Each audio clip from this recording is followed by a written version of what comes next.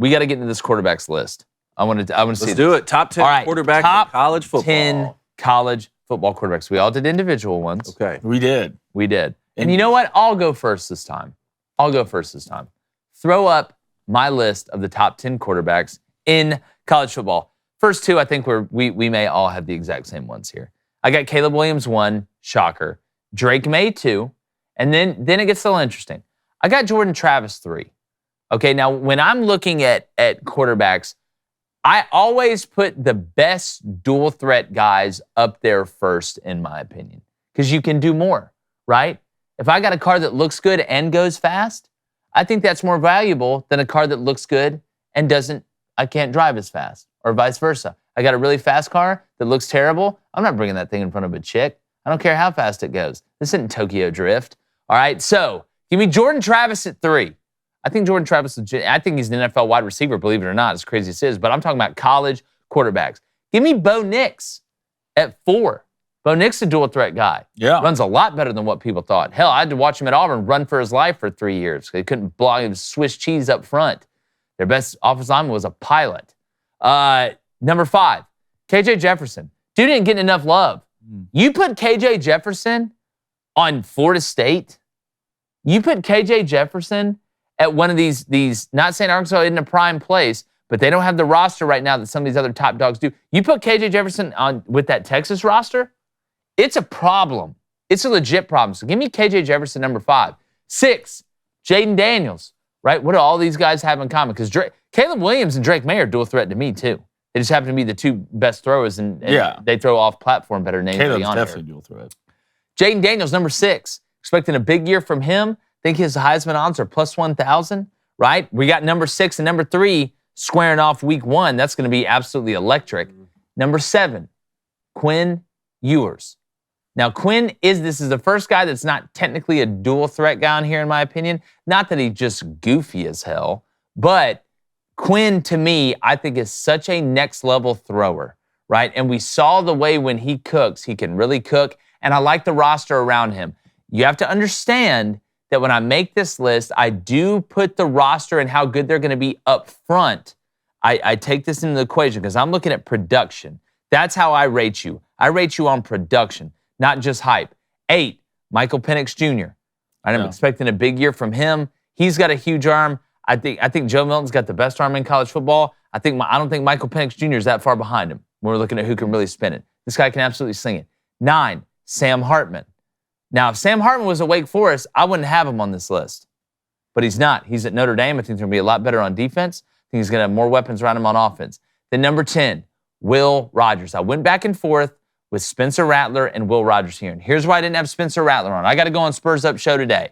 So I'm sure I'm going to hear about this. Get some hell for that. All right.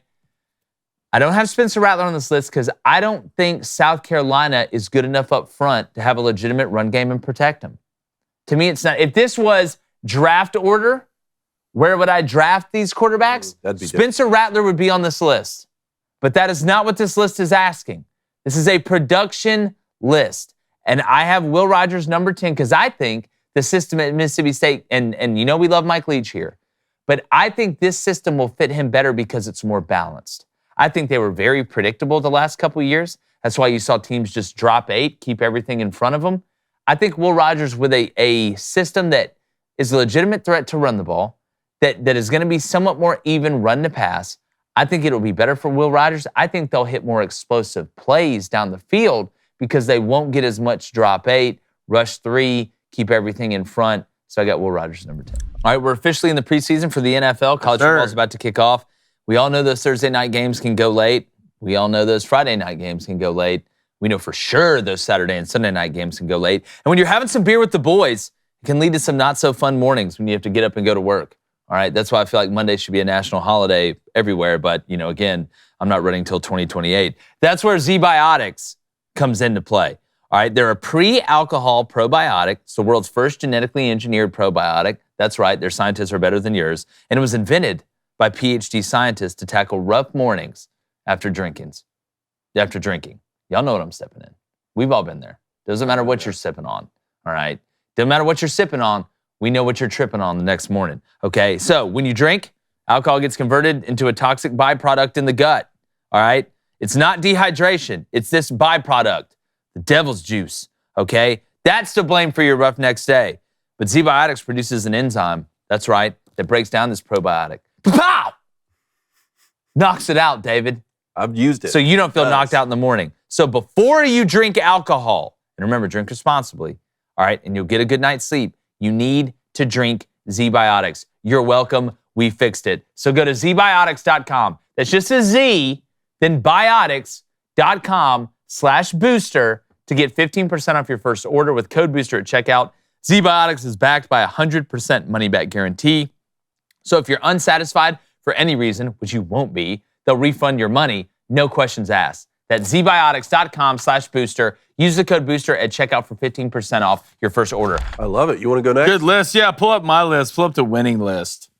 Somewhat similar to what we have. First two, I'm not even going to go with the first two. Yep. We all know. I'm putting Bo Nix at 3.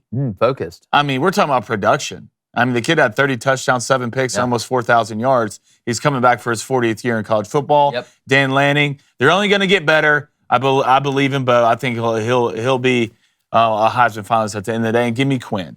I think if Quinn stays healthy, he has a huge year last year. His arm angles, the way he can deliver the ball in tight spots, especially with that roster, especially receiver, they're better up front. Obviously, you're not going to be better at running back. I mean, I don't know how you can replace that, but they'll be fine. So give me Quinn, then 5. Jordan Travis, and I think Jordan's still getting better. I really think Jordan's still getting better. The offensive line will be better. That tree he has out there, Johnny receiver, Wilson, that he can just sit back there. And he's probably right now, in my opinion, the most elite running quarterback on this list. I'm with you there. I would take Jordan running the football over Caleb Williams. I'm with you. I would. I think his arm's getting a lot better. Let's go to 6. Jaden Daniels. A lot of questions about Jaden, especially early in the season last year, about pushing the ball down the field. I think he's fine. He got set into that offense. You have all the talent receiver, absolute dogs. Going to be better up front. They're getting older. Jaden's going to have a big year. His arm, he's undervalued when it comes to arm strength. Jane can sling the hell. He really can. He has a rocket for an arm, and he's only getting more comfortable. And I got Sam Hartman at 7.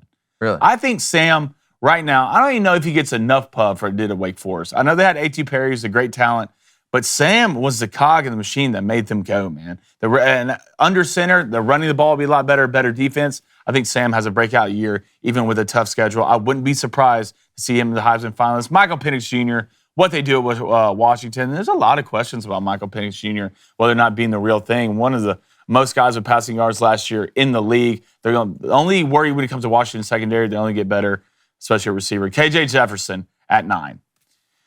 KJ's a big talent, in my opinion, especially with Rocket, but sometimes, and I know the stats don't back this up, but I get worried about when KJ throws the ball.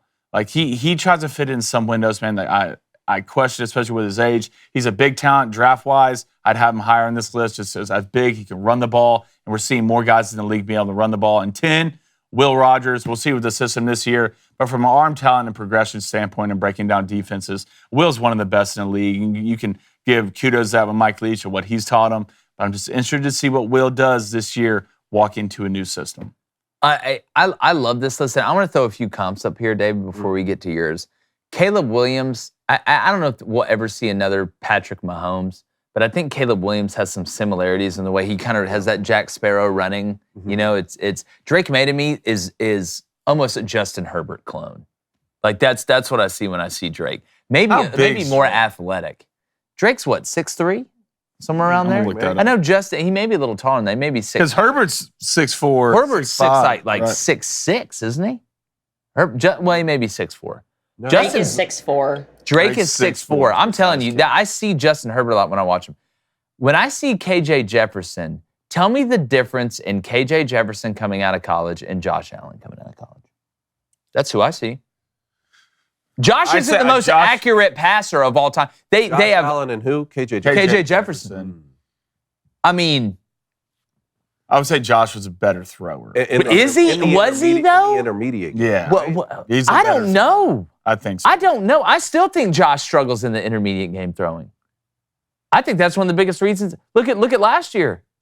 I don't think he's struggling in the intermediate game. He just struggled in the red zone. No, which is the intermediate game. Well, Josh Allen clearly has taken a step. Yes, in the NFL. I'm talking about in college. Do you think KJ Jefferson will take that same step? That's the biggest question. What is the ceiling of KJ Jefferson throwing the ball? But style of play?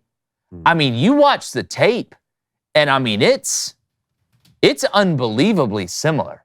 Like, there's a lot of similarities with KJ Jefferson and Josh Allen, to me. And I'll give you another one. Jaden Daniels and Geno Smith a little bit. I like that one. Watch the way they deliver the ball. Because I don't think Geno gets enough credit for the touch that he has.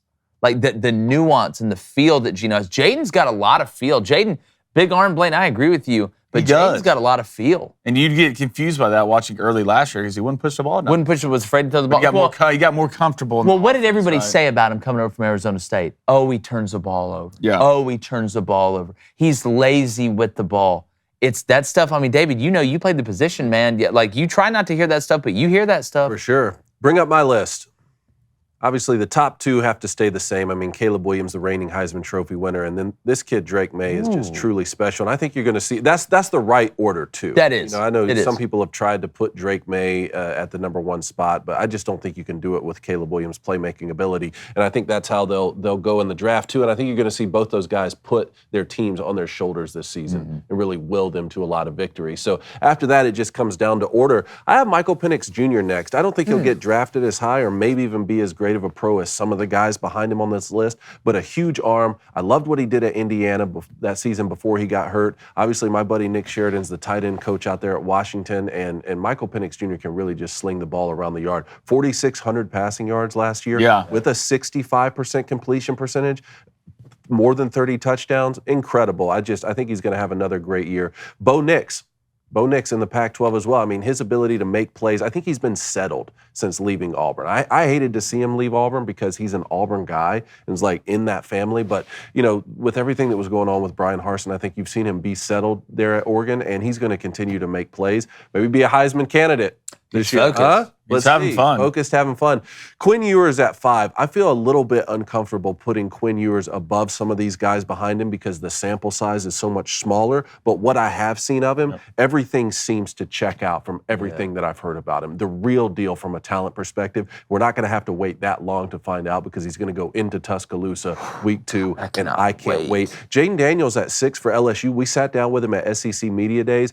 Great vibes, man. And he's played a lot of football. I mean, think about it. He played a lot at Arizona State before he transferred in from LSU, and they're the reigning SEC West Division winner. So let's see if they can repeat that. Jordan Travis, I have him a little bit lower than you guys, but the playmaking ability is clearly there and can just, just take off at any point in time, at any point in the game, and we're going to get to see 6 and 7 face off week 1 here, which is going to be exciting. Sam Hartman at 8. I agree with the Booster Club comment that the interceptions are a bit high, but a part of that could be because of the slow mesh RPO system of having to hold the ball longer in that run-pass option. I think Sam Hartman's the type of guy who could benefit a lot from a pro-style offense, and I think that with that run-first mentality that Marcus Freeman's going to have at Notre Dame, that could also benefit him. I have Will Rogers at number 9. This is an area where I was thinking about putting KJ Jefferson, but Will Rogers is about to break Aaron Murray's SEC all-time passing yards record.